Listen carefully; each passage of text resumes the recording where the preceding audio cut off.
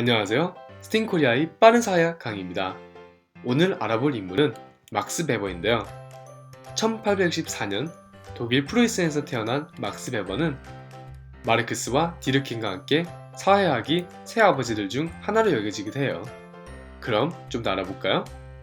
베를린 대학교에서 공부했던 베버.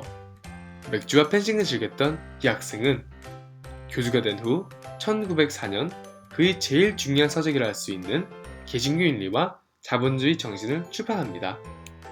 책 제목이 너무 길다고요? 너무 어려워 보인다고요? 걱정 마세요. 쉽게 설명해 드릴게요. 베버는 이 책에서 자본주의 정신을 다뤘는데요. 베버는 생각했습니다. 자본주의가 왜 특별하지? 이윤을 만들어내기 때문에? 베버는 아니라고 말합니다.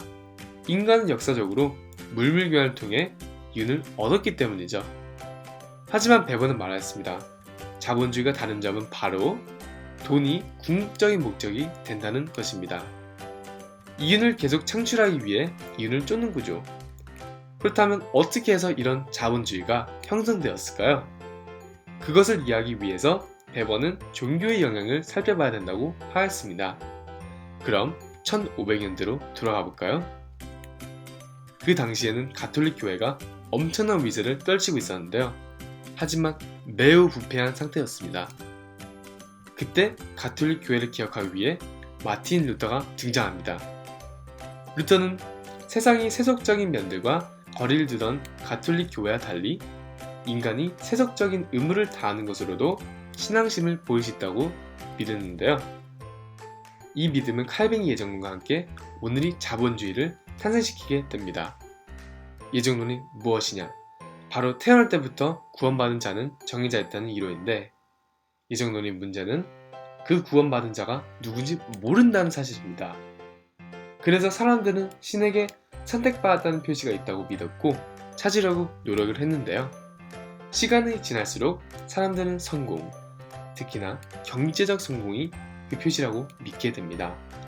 왜냐하면 성공하기 위해서는 열심히 일을 해야 될 뿐더러 자기 조절이 돼야지만 가능하다고 믿었기 때문입니다. 쉽게 말하자면 성공한 사람은 선택받은 자, 그리고 선택받은 자는 종교적인 사람은 인식이 바뀐 거죠. 반대로 일 안 하는 자는 신앙심이 부족한 자라는 부정관념이 탄생되게 됩니다. 그러나 시간이 지날수록 세상이 세속화되면서 종교적 뿌리가 없어지고 일에 대한 고정관념이 생기게 됩니다. 이해하는 것이 좋다는 다 알지만 왜 좋은지 이해를 못하는 상황이 일어난 거죠. 그래서 특히나 오늘의 현대인은 일에 쫓겨 사는데요.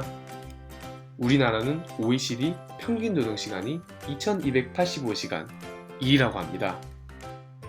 하지만 한 번씩 잠시 앉아서 왜 일을 하고 있는지, 정말 그 일을 사랑해서 하고 있는지 생각해 볼 필요가 있는 것 같네요. 감사합니다. 스팅코리아였습니다.